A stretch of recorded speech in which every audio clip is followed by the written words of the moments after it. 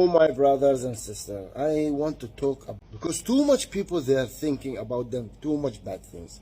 But I swear to God, see me, I'm working maybe. Guys बहुत बड़ी खबर सामने आ रही है। एक बहुत बड़ी कानून के ऊपर मैं आपसे बात करने वाला हूं, क्योंकि गवर्नमेंट ने क्लियरली अपडेट जारी करके बताया है। आईपीसी के जो वेबसाइट है उससे क्लियरली अपडेट आया है कि अगर आपका 2 साल का वर्क वीज़ा लगा है तो आपके लिए बहुत इंपॉर्टेंट खबर है। ये वीडियो बिल्कुल मिस नहीं करना। एक वर्कर के नाते प्लीज़ वीडियो ज़्यादा से ज़्यादा शेयर कर देना, ताकि लोगों तक ऐसे कानून के बारे में पता चल सके, क्योंकि कम जानकारी के वजह से ही वर्करों को परेशानी होती है और जो कंपनी भी दबाती है वर्करों को कम नॉलेज की वजह से। आपने कभी नहीं देखा होगा बड़े बड़े पोस्ट वाले लोगों को दबाते हुए कंपनी को। सिर्फ लोग टॉर्चर करती है, छोटे तबके के लोग जो वर्कर कैटेगरी का काम कर रहे हैं, हेल्पर काम कर रहे हैं, लेबर का काम कर रहे हैं, आपने इंजीनियर, सुपरवाइजर, फोरमैन तक को ये लोग नहीं दबाता। क्यों? क्योंकि उनको पता है कि इनको कानून की जानकारी है, पढ़े लिखे हैं, ये कंप्लेन कर देंगे कंपनी के खिलाफ तो कंपनी पर बड़ा प्रॉब्लम आ सकता है। इसलिए प्लीज़ ये नियम जान लेना, नहीं तो बहुत बड़ी मुसीबत में पड़ सकते हो। 3 इंपॉर्टेंट खबर सामने आ रही है,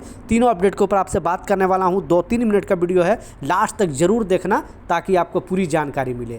तो चलिए स्टार्ट करता हूं, बताता हूं अपडेट के बारे में। तो पहला जो अपडेट है वो सैलरी से रिलेटेड अपडेट है। यूएई के अंदर सैलरी का मसला बहुत सारे कंपनी में चलता है। कोई टाइमली ऐसे भी कंपनी है यूएई के अंदर कि 30 तारीख को सैलरी देती है, यानी 30 को महीना हुआ 30 को दे देती है, 1 तारीख को सैलरी देती है। लेकिन कोई ऐसे भी कंपनी है जो 3 महीना 4 महीना आपको सैलरी नहीं देती है। तो गवर्नमेंट ने जो रूल बताया है कि आप कब तक कंपनी, कोई भी कंपनी अगर आपको सैलरी नहीं दे रही है तो कब तक आप कंप्लेन कर सकते हो। क्योंकि ऐसे बहुत सारे वर्कर मुझे कमेंट करते बताते हैं कि मैंने सैलरी का कंप्लेन किया था, मेरा बात वहाँ सुना नहीं गया, मेरा बात को उठाया नहीं गया। तो क्या कारण है इस अपडेट में जो बताया जा रहा है कि अगर आपको कंपनी, क्योंकि जो गवर्नमेंट का रूल है उसको आपको फॉलो करना, सुनना ज़रूरी है। इस अपडेट में जो बताया जा रहा है कि अगर मान लिए कोई भी कंपनी आपको 1 महीना आपका हो गया और 15 दिन के अलावा, यानी 1 महीना 15 दिन के अलावा अगर आपकी सैलरी कंपनी नहीं देती है तो 16वां दिन आप कंप्लेन कर सकते हो, 17वां दिन कंप्लेन कर सकते हो, यानी 1.5 महीना के ऊपर होता है तब। क्योंकि 15 दिन गवर्नमेंट की तरफ से सारे कंपनी को ग्रेस पीरियड दिया जाता है। उस ग्रेस पीरियड के अंदर आप कंप्लेन करोगे तो आपकी बात नहीं सुना जाएगा। तो किसी भी कंपनी में जॉब कर रहे हो और आपको 1.5 महीना से ऊपर हो गया सैलरी मिले हुए, तो 16 दिन, 17 दिन, 18 दिन इस तरह से तो आप कंप्लेन करोगे तो आपका बात सुना जाएगा। उससे पहले अगर कंप्लेन करते हो तो आपका बात नहीं सुना जाएगा, क्योंकि ये कानून की जानकारी कम लोगों को है। इसलिए लोग अचानक 1 महीना 10 दिन 5 दिन हो जाता है तो आप सोचते हो कि हमारी कंपनी सैलरी नहीं दे रही, हम कंपनी के खिलाफ कंप्लेन कर दे। तो ऐसा कुछ नहीं है, फिर आपका कंप्लेन नहीं सुना जाएगा। तो इस नियम को जान लेना।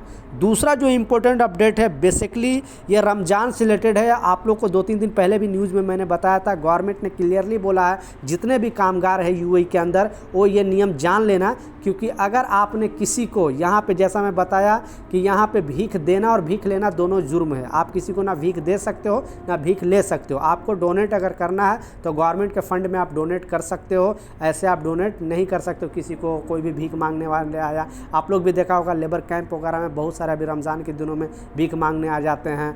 तो गवर्नमेंट बोला है कि किसी को आप भीख देना बिल्कुल नहीं, अगर कैंप वगैरह में आता है तो आप भीख देने का बढ़ावा नहीं करना। और दूसरा इसी अपडेट में बताया जा रहा है कि जो इसका स्पॉन्सर करेगा, यानी आपने किसी अपने दोस्त को, भाई को या गांव में जानने वाले को, किसी को आपने बुलाया विजिट पे और अपने पास रखा और उससे भीख मंगवा रहा है या उसका साथ दे रहा है तो आप पर बड़ा जुर्म दिया। जो भीख मांगेगा उसको तो 3 महीना का जेल है, 5,000 दिरहम जुर्माना है, वो तो अलग है। लेकिन आपने स्पॉन्सर किया है तो उससे बड़ा जुर्माना आप पर लगाया जाएगा। इसलिए आप बिल्कुल किसी को इस तरह का चीज़, इस तरह का रूल में साथ ना दें, नहीं तो बहुत बड़ी मुसीबत में पड़ सकते हो।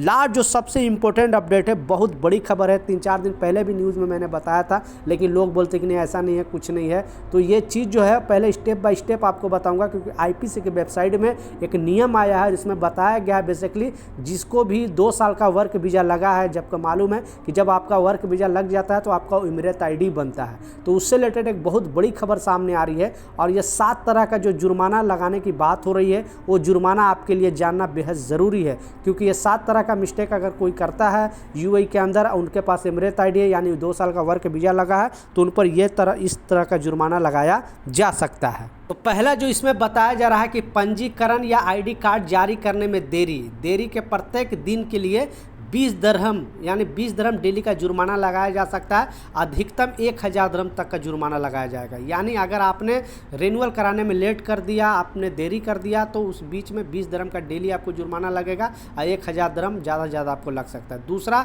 पहचान पत्र की समाप्ति तिथि यानी 30 दिन के अंदर आपका एक्सपायर हो गया और 30 दिन के अंदर आपने रिन्यूअल नहीं कराया, तो उस हिसाब से भी आपको डेली का 20 दरहम लग सकता है और ज़्यादा से ज़्यादा 1000 दरहम लग सकता है। तीसरा जो इसमें बताया जा रहा है कि जब सेवा प्राप्तकर्ता गलत डेटा प्रदान करता है, यानी कोई भी गलत आपने कुछ डॉक्यूमेंट दे दिया, गलत आपने कुछ नाम लिखवा दिया, कुछ ऐसा कर दिया, तो उसके लिए 3000 तक का जुर्माना लगा सकता है।